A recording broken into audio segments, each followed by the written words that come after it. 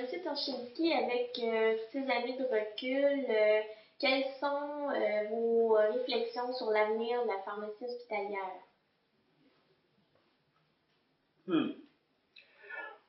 Plus en plus, qu'est-ce que je vois? Les outils sont là, comme l'ordinateur, l'informatique, les outils sont là. Comme ça, les pharmaciens vont t'obliger, veut ou veut pas, ou forcés par les médecins, ou forcés par l'administration, d'impliquer plus en plus dans les activités cliniques, si vous voulez. Le problème avec les pharmaciens, je vois beaucoup des problèmes, mais principalement, nous, comme pharmaciens, on parle de la pharmacie clinique. Mais c'est quoi la pharmacie clinique? À mon définition, ça prend une patiente. Quand vous traitez un patient, vous faites une interaction avec un patient, ça c'est clinique. Quand tu fais ton interaction avec des références comme cela, puis tu cherches l'information, puis après ça tu écrives une note, non. Pas mon définition de clinique. C'est pour ça que j'ai insisté sur les unités de soins, les pharmaciens sont là. J'ai insisté qu'il fait la tournée avec les médecins, puis il discute chaque patiente. Ça, c'était mon but à l'époque. Certains pharmaciens ont bien réussi comme ça. Mais c'est un cas de mentalité. Il y a trop de pharmaciens que je vois, même dirais, qui sont plus occupés avec les références ou un projet que potentiellement il y a un effet sur les patients. Mais s'il veut pratiquer comme un clinicien et pas un rechercheur, il faut qu'il soit avec les patients. Il faut qu'il rentre en chambre. Il faut qu'il parle à Madame X. Je suis Alec Torchinski, pharmacien. Comment est-ce que je peux vous aider? Est-ce que les infirmiers posent des questions? Faites introduire, rentrer dans la chambre. Très hésitant. Point. Les pharmaciens, la plupart du temps, ils ne font pas ça. Puis ça, c'est pour moi, donner des titres, donner des degrés, comme vous voulez, des diplômes, autant qu'ils ne sont pas en interaction avec la patiente elle-même, à mon point de vue, ils ne pratiquent pas la pharmacie clinique. Comme ça prend un pharmacien de sortir de là, sortir de le sous-sol, monte sur les étages, parle avec les patients, puis parle avec un médecin que vous êtes égal. Ça, c'est une autre chose qui est très importante. Il faut que les médecins respectent les pharmaciens, mais les pharmaciens devraient gagner leur respect. Mais je ne dis pas d'être une tête d'eux ou quelque chose comme ça quand vous montez. Mais quand je vous parle, diplomatique, toujours, quand les médecins vont vous respecter, ils vont écouter votre opinion. Puis il va compter sur vous. Plus en oncologie, je vous dis là, par mon expérience, les oncologistes ne font pas une dose sans vérifier avec les pharmaciens. OK? De temps en temps, il prescrit un médicament, puis il détermine les doses. Il dit demander aux pharmaciens de déterminer les doses.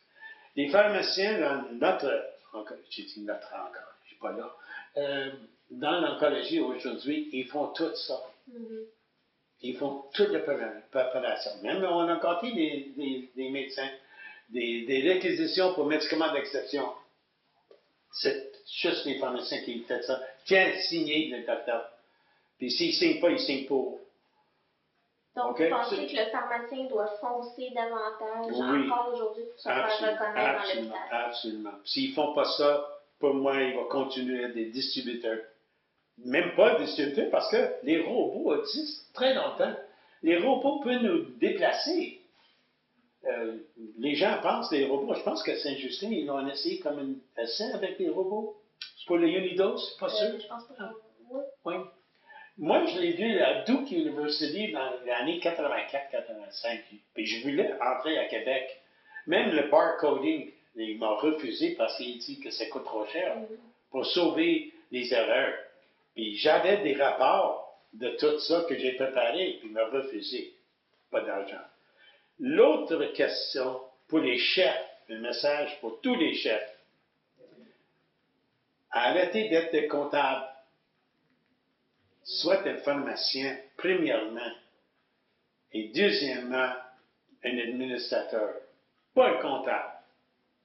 Jamais. C'est pour ça qu'on manque des médicaments pour les patients. C'est incroyable. J'ai lu dans le journal que les patients souffrent parce qu'ils ne sont pas capables d'avoir certains médicaments pour le cancer. Dans mon temps, jamais. Jamais qu'on n'a pas eu de médicaments pour traiter les patients. Même on va aux États-Unis, on va en Europe pour faire chercher leur traitement. Jamais qu'un patient ne va pas avoir le médicament parce que ça coûte trop cher. OK? Ça, c'était mon mentalité dans ce temps-là. Puis si c'est changé, ben, malheureusement. Il ne faut pas être comptable. Le médecin ne pense pas quand il écrit. Il veut, parce qu'il prend le patient primordial. Le comptable, les coûts, c'est secondaire. Il faut être conscient, je suis d'accord, pas le gaspillage, etc. Mais, parce que dans l'acte de la santé du Canada, c'est bien écrit que tous les programmes sont co-signés d'État, que le moment qu'un patient est dans les 4 murs, si vous voulez, de l'hôpital est obligé de fournir tout ce qui est nécessaire pour traiter la patiente. Pas d'exception. Formulaire, non formulaire, on a créé après les médicaments d'exception. Ça, c'est juste une autre excuse. Plus de paperasse, si vous voulez. On a téléphoné à toi, j'ai besoin de ça. Va chercher. That's it. Ça a pris 5 minutes au téléphone pour l'avoir. Peut-être une demi-heure au téléphone avec des Américains pour l'envoyer. Ça, c'est les deux choses. Puis je blâme les chefs dans ce côté-là. Clinique, parle avec tes patients, puis moins des comptables. Parle plus l'attitude de patiente est primordiale. Vous êtes là pour les patients, pas pour le ministre de Santé. D'accord. Merci beaucoup, M. Torchinski. Merci.